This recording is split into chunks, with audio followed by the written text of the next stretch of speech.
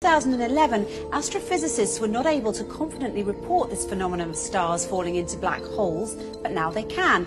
And the total number of cases of stars falling into black holes reported until 2016 had been 3. Interestingly enough, although it's not an astrology book, there's an entire chapter in the Quran called The Star, and the first verse of that chapter is, "By the star when it falls." In this chapter, the Quran describes characteristics of a place so similar to what we now know as fitting the description of the black hole that it will send a shiver down your spine. In the Islamic faith, it is believed that God granted Prophet Muhammad a special trip to the heavens. This trip was miraculous, of course, as there was no technological way the Prophet could have taken such a journey at the time, seeing as how planes hadn't even been invented, let alone rocket ships.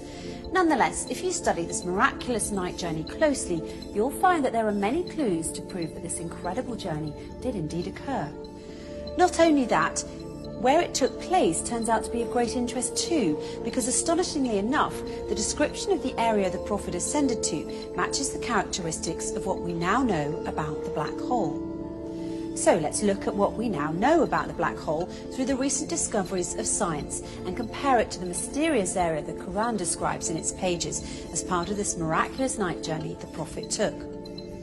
Firstly, in verse 16 of chapter 53, the Quran describes this place in space as very dark. In fact, it describes it as darkness covered or draped in darkness, which is not surprising. Space is a pretty dark place. Even so, some areas are darker than others, but nothing is darker than a black hole, because black holes have such immense forces of gravity, nothing, not even light, can escape from them. That's why they're black. And because they're black, they are veiled from direct observation. They nevertheless reveal themselves indirectly, as scientists have special tools that can help them see how stars that are very close to black holes act differently than other stars because of the immense force of gravity that black holes have, and this helps them identify the location of black holes. Secondly, according to the Quran, when ordinary people look at this dark area in space, they can't see it directly as their eyes bypass or surpass the boundary of this area, and they only see beyond it or around it. It's almost as if this area behaves as a lens. Science, it turns out, has a term for this. It's called gravitational lens. Let's take a closer look. Normally we think of light travelling in straight beams, but near a black hole, the powerful force of gravity bends and warps rays of light around it, creating a visual imprint on the surrounding material. Astrophysicists have proved that a black hole bends light to act like a cosmic magnifying glass, giving astronomers a view of an even more distant galaxy behind it.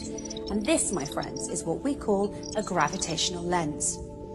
However, the Quran brings our attention to an interesting fact regarding this matter in verse 17 of chapter 53, when it says, "The eyesight of the Prophet Muhammad did not swerve, nor did it pass beyond the boundary. He certainly saw it as one of the greatest signs of